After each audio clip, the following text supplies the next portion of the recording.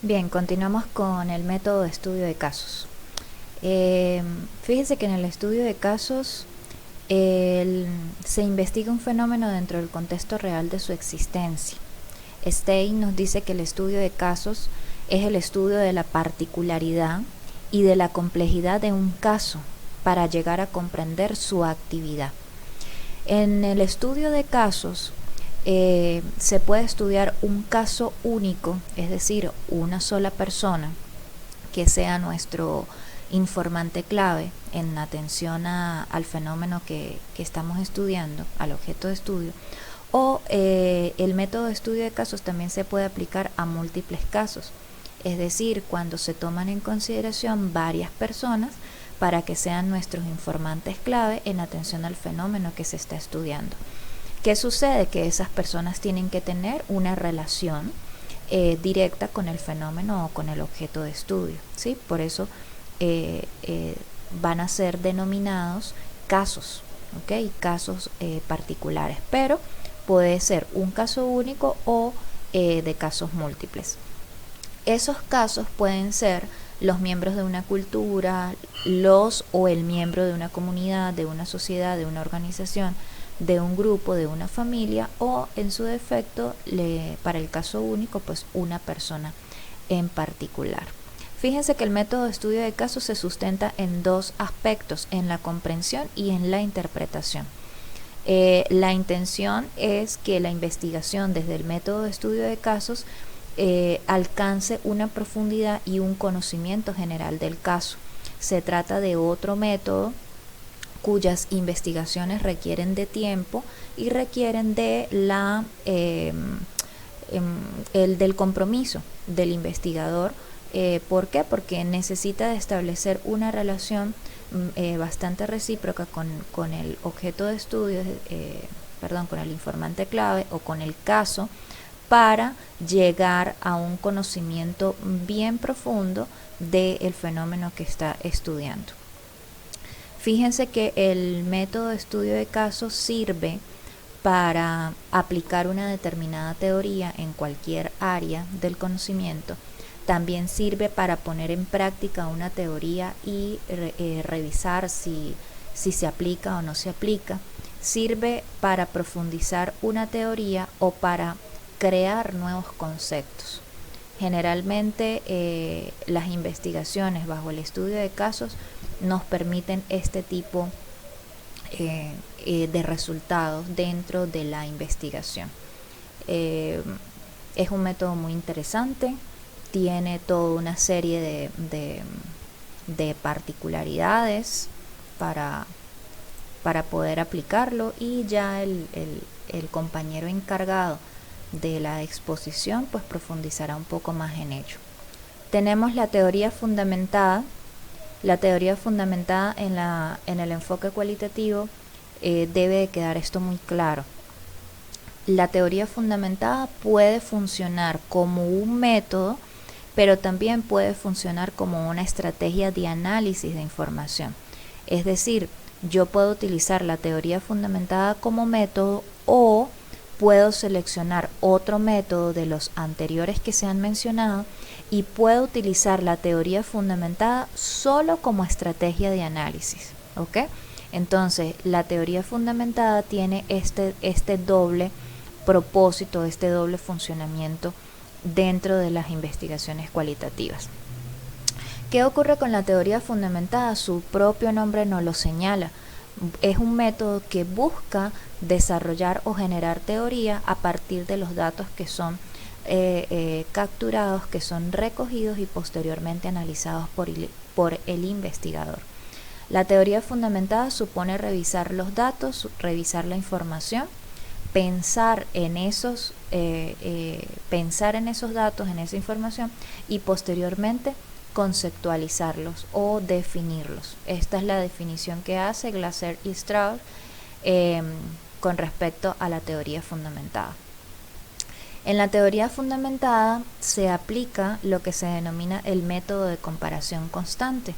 Ese método de comparación constante consiste en qué? En revisar, en pensar y en conceptualizar los datos y la información que el investigador obtiene mediante la aplicación de distintos instrumentos. El método de comparación constante se realiza igual de forma dialéctica, ¿ok? Es decir, el investigador va a recoger información, la va a analizar y, de ser necesario, va a ir nuevamente al campo y va a recolectar más información si eso es lo que necesita. En la teoría fundamentada hay un término muy importante que se llama saturación teórica. La saturación teórica consiste en que el investigador va a recoger tanta información como sea necesaria, y cuando empiece a obtener la misma información, es decir, que ésta se repita entre los diferentes informantes, allí ya se ha producido la saturación teórica y ya no hay necesidad de recoger más información. Fíjense que en el método de comparación constante se realiza un procedimiento que se llama categorización de los datos. Esa categorización de los datos requiere una lectura repetida de los datos. Prácticamente que en la teoría fundamentada el investigador se va a aprender de memoria los datos que obtiene porque los tiene que revisar constantemente. Allí se hace en primer lugar una codificación que consiste en leer línea por línea la información que ha ido recolectando de los informantes claves para obtener las categorías, ¿okay? Que son esas palabras, esas frases o esas oraciones que me van a definir una categoría. Esa codificación puede ser de tipo abierta y de tipo axial. La codificación abierta es la más general, es donde yo puedo establecer frases, palabras para definir una categoría, y posteriormente la codificación axial es la que me va a permitir establecer relaciones entre categorías para finalmente obtener una red de categorías que se entretejen en atención al tema que estoy estudiando. En segundo lugar, para aplicar ese método de comparación constante, el investigador debe de recurrir a las memorias o a las notas del investigador. Esas memorias o esas notas se realizan tanto en campo como al momento en el que está aplicando el proceso de codificación. Hay cosas que uno como investigador observa o percibe al momento de aplicar los instrumentos y que en esas notas o en esas memorias es importante volverlos a retomar. Las memorias o las notas del investigador también pueden ser algunos conceptos, algunos elementos teóricos que van a apoyar o que van a dar respuesta a la categoría o las categorías que he ido identificando. Es decir, que en una misma entrevista yo voy a encontrar frases o párrafos que van a corresponder a una misma categoría, ¿ok? Y ya luego se entreteje la red o la malla en atención a esas categorías creadas. El propósito del método es generar modelos explicativos o teorías apoyadas en los datos recolectados y analizados. Como ya les dije al principio, la intención de la teoría fundamentada es desarrollar un constructo teórico con respecto al fenómeno que se estudia. El método de investigación-acción. En el método de investigación-acción ustedes lo van a conseguir en algunos autores que lo denominan solo investigación-acción y otros investigación-acción-participación, ¿ok? Para que no haya alguna confusión. El método de investigación-acción surge a partir de los años 40 y se empieza a aplicar con mayor auge a partir de los 70 del siglo pasado. Fíjense que es un método de investigación diferente a los anteriores porque busca la generación de conocimiento, sí, como los anteriores, pero a través del trabajo activo de las personas que van a fungir como informantes. Fíjense que busca la generación de conocimientos más allá de la interpretación y de la explicación. ¿Por qué? Porque el método de investigación-acción quiere lograr o aspira a lograr una transformación o una solución de ese problema o de ese fenómeno que yo estoy analizando o investigando. Falsborda es un representante del método de investigación-acción y nos indica que la investigación-acción es el puente hacia otras formas de explicación de la realidad y de transformación a través de la acción.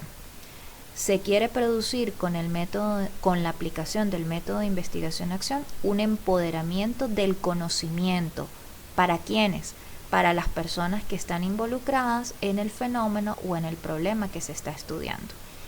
Generalmente el método de investigación-acción se aplica en comunidades, en grupos, en organizaciones, empresas, cuando se detecta un problema o se detecta un fenómeno que se quiere investigar, pero que se quiere que quienes trabajen en esa investigación sean los propios involucrados.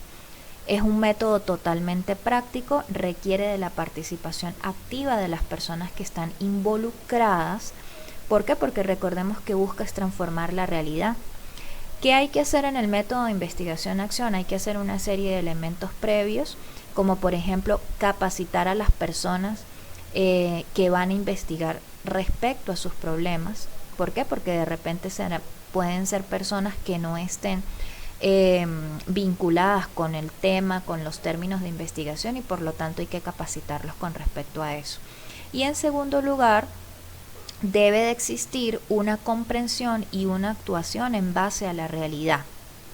Es decir, las personas involucradas deben de tener o de desarrollar la capacidad de comprender lo que está sucediendo en la realidad y de actuar. De allí que se desarrollan las siguientes etapas. Fíjense que se observa como si existiera un problema por resolver, y a partir de allí se conforman los grupos de trabajo, que serían las personas involucradas, ¿ok? Se hace un estudio y un diagnóstico en atención a esa problemática, ¿ok? Posteriormente se diseña un proyecto con acciones y actividades. ¿Para qué? Para resolver este problema. Se ejecuta el proyecto con esas mismas personas involucradas, y finalmente hay un control operacional o una evaluación constante de todos estos pasos que se están siguiendo, ¿ok? Para resolver el problema que se ha identificado. Es un método que requiere tiempo y que requiere una revisión constante. La intención, como es transformar la realidad, se deben de revisar las actividades propuestas en el proyecto si éstas no cumplen con las expectativas o con los resultados esperados. Se deben ejecutar actividades y acciones hasta que se alcance la transformación de esa realidad. Por lo tanto, se trata de un método que requiere tiempo, y prácticamente el investigador va a fungir como un asesor en esa investigación, y finalmente es el encargado de materializar los resultados, de mostrar los resultados de esa investigación realizada. Finalmente tenemos la historia de vida. La historia de vida también es conocida como método biográfico, autobiográfico, ¿ok? Lo pueden conseguir en los documentos bajo esas denominaciones. Fíjense que la historia de vida se describe, se analiza y se interpreta los hechos de la vida real de una persona para comprenderlos en una singularidad o como parte de un grupo. En la historia de vida, el investigador debe describir, puede analizar e interpretar esos hechos de la vida real de la persona o de las personas que va a estudiar. Fíjese que en la historia de vida se toma en consideración a un sujeto, es esa persona de la cual se va a hacer referencia en la investigación, y se van a tomar en cuenta todas las experiencias vitales de ese sujeto. Por supuesto que el investigador tiene que definir un tema, un eje temático, es decir, desde qué perspectiva va a describir a ese sujeto, sobre su vida, sobre su parte profesional, sobre su impacto en la comunidad, en la sociedad, etc. Y se debe tomar en consideración en el método de historia de vida el contexto histórico donde está esa persona, el tiempo y la familia. ¿Por qué el tiempo? Porque la historia de vida me va a permitir me va a permitir estar entre el pasado, el presente